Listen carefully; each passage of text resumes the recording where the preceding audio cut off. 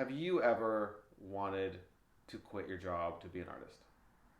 If you are an artist, the answer is yes, because frankly, why would you do anything else? So I did that for about 3 years.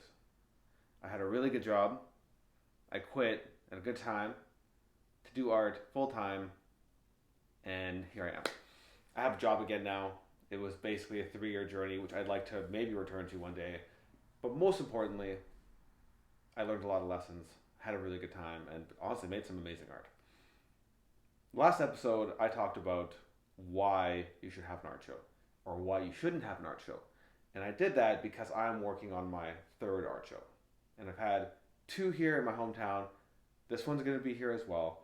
And I thought instead of just doing it on the side and doing it and no one learning from it, I thought, you know, people like educational stuff, and having an art show is kind of a big task.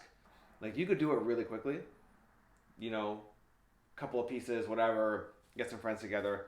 Or if you're like me, you want to have an event with a lot of people, a lot of strangers, then it requires planning and it requires some systems. So this series is about how to get through those systems. So this episode, I'm going to talk about my strategy of completing all your art before you do everything else. I don't know if this is controversial. I think this is logical. I think some people try to do everything at the same time. So they're trying to do the social, they're trying to do the art, they're trying to do their networking, they're trying to do the show. And I think each stage requires a different persona. Like a different person has to be involved in each of these steps.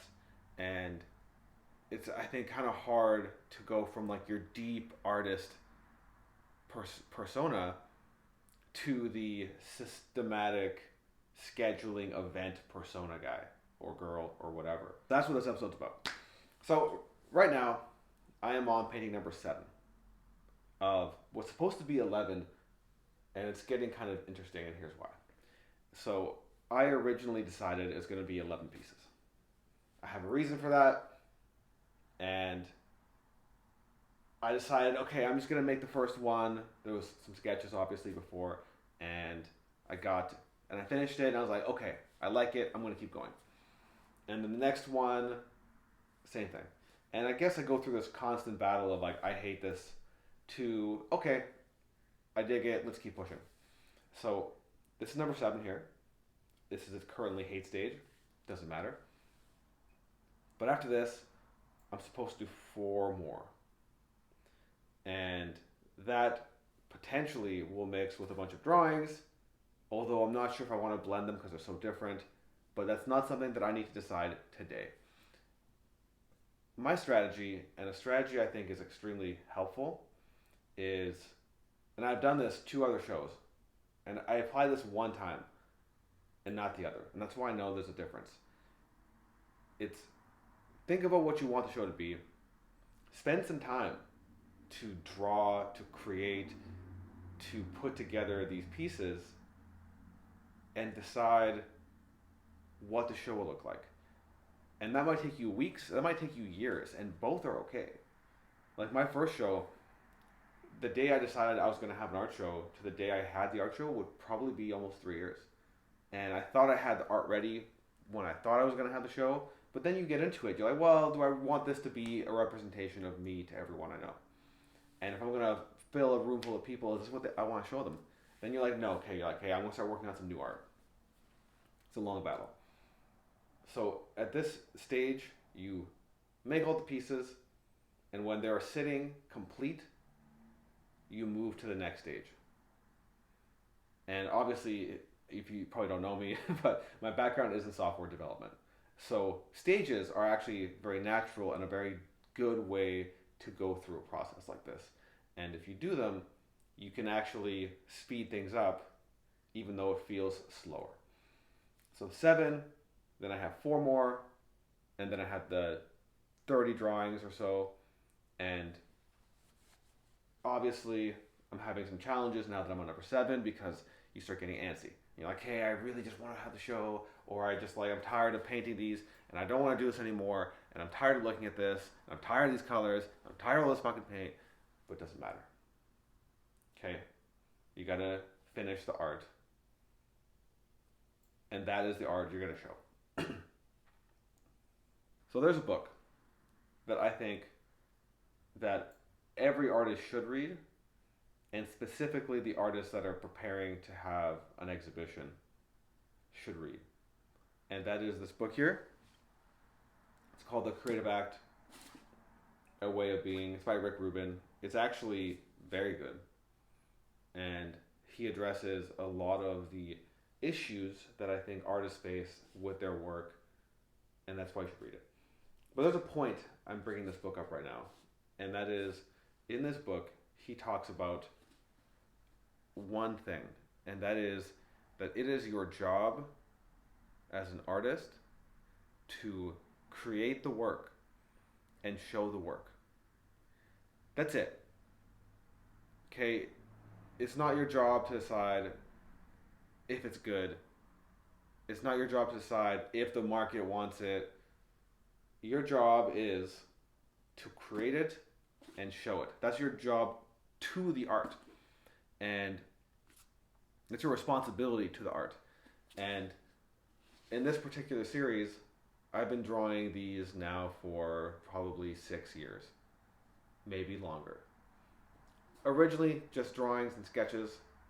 Then I painted a few. Then I sold a few. And it's something that I gravitate to. So clearly something in me wants this to be shown.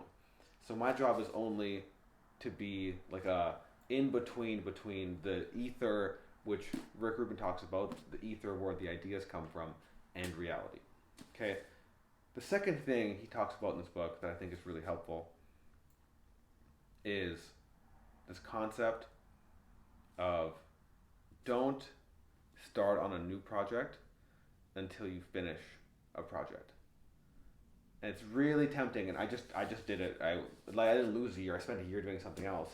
But finish one project, move on. Don't go halfway through, change directions, do this project, then try this one, and then this one. Get through one, get it out the door, move to the next one. Keep that rhythm. Anyways, highly recommend this book, especially if you are an artist of any variety. Like he really addresses a lot of the core issues that I think we as artists have across the board. Psychological, ego, your beliefs, they're all in here. So that's it. That's this episode. Okay, just to recap, last episode we talked about why. Your why for having an art show should be strong. There's nothing wrong with not having an art show. Like, no one's asking you to have it. So if you have a why and you're doing it yourself, and it wasn't something like a gallery asked you to do it, it's different. They're doing all the hard work. They're doing the marketing and all the event setup and everything else. That's different. But if you want to have an exhibit to show people your art, you don't have to. There are other ways to exhibit. You can do one piece at a time at a coffee shop or this or at friends. Like, just, there's a million ways to do this than having one big event. And this could be a series of small events or big events. Like, just decide if it's worth it. And remember, there's also a lot of psychological damage of having it, because there is a very high chance, not high chance, there's a potential of people hating your art. Who cares? But I'm saying that will sink in, because you're going to be inviting people you know, and everyone's going to be like, oh, let's see that art you made. Oh, is this cute? So, that was last episode. This episode, I talk about the planning. Okay, doing your art in stages for the show. It's counterintuitive to your typical artist who is emotional and you want to be inspired. But be inspired for a long time. Produce all the art. Get all of it done. Have it all ready. When it's all ready, then you can move on to the next stage, which is going to be finding a space, which is going to be deciding how to market, which is going to be, curation. Is someone going to curate for you, or are you going to curate? Then the boring logistics of, like, do I want a DJ? Do I want music? What kind of music? Will there be drinks? Will there be food? Will there be a limit of people? Will it be private? Will it be public? all that stuff later. Right now, sit down, finish all your paintings, or if you already have all your paintings, then we'll move to the next stage, which will be sadly next episode. Next episode, I'm going to talk about psychological preparation. I think that's my plan, at least. It's really important. Ego is kind of your worst enemy as an artist sometimes. So tune in for that. I believe will come in the next few weeks. I'm not trying to like just bang content out. I'm trying to go through the process myself. So sorry, there's no like consistency. I'll make an effort. I don't know. Anyways, thanks again for your time. I'll see you. Peace.